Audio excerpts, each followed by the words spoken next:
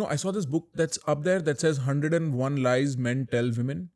And there has to be there is a puff and puff to when I'm going out to date, right? Like when I was a single man and I'm out trying to meet somebody, there's a way I talk myself up. There's a way in which my friends talk me up. Yeah. I'm sure there's a way in which the woman lies and presents herself as well to an attractive mate.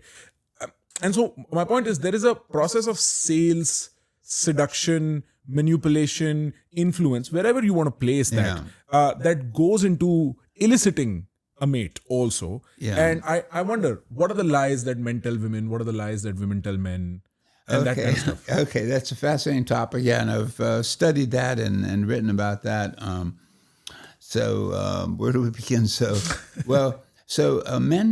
Here's one thing about sexual selection is the desires of one sex set the ground rules for how the opposite sex competes.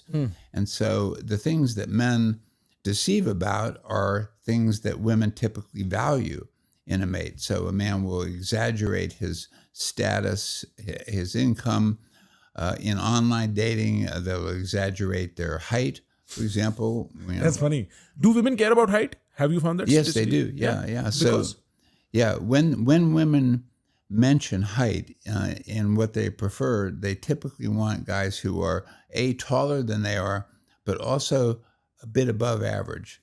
So if they'll say, if they mention height, they might say 6 feet or above. Right. And guys will deceive on precisely those dimensions. So if they're, let's say 5'10", they'll round up to 6 feet. That's funny. They don't deceive wildly. So it's sort of close enough to steal. So they just push it in the desired direction. Okay. So men lie about height, they lie about their financial prospect. And their status at work. They tend to puff up their status at work and how important their job is and how well respected they are and so forth. And they also, once they get involved with a woman, to whatever degree, they tend to exaggerate their commitment to her. So they exaggerate their feelings. I've never felt this way before. I feel so strongly about you. And, so they tend to exaggerate those cues. Women, on the other hand, they tend to deceive around their physical appearance. So is one thing. So even makeup is a form of deception, right? And now both sexes enhance their appearance these days, but women spend something like 9 times more money on beauty enhancement products compared to men. So even though men do more nowadays than they used to, women do even more. Right. And so even cosmetic surgery is much more done by women than by men. So that's a form of deception because women don't actually look like that, So they will deceive depending on their age. So if they're a bit older, they'll deceive pretending that they're younger than they are. They'll shave off some years. They will deceive about their weight.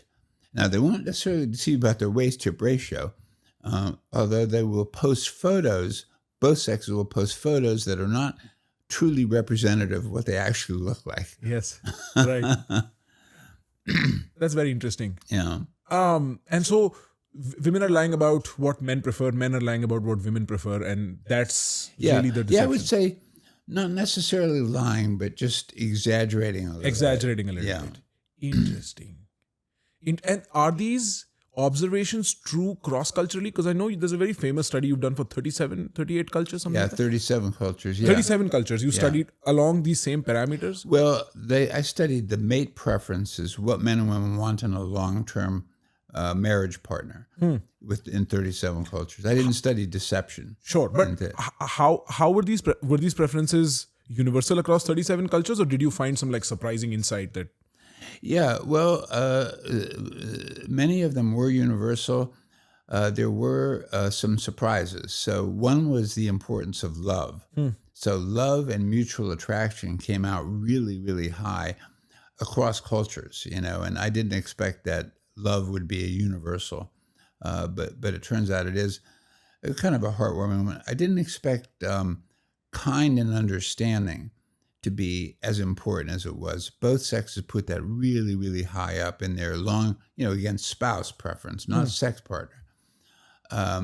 And so these are kind of heartwarming findings that I didn't predict and were kind of surprising. There was some cross-cultural variation in the importance attached to virginity. So Interesting. that was actually the largest one. So we found, like in China, for example, at the time of the study, it was viewed as indispensable. Like the woman has to be a virgin. Both sexes. Both sexes have to Yeah. be. Okay. At the time. Now, since then, I've gone back to China and we've retested there, and the preference has come down a bit for virginity, and it's higher for women than for men. So as men say, it's more important that their spouse be a virgin than women do. And it's still pretty high relative to other cultures.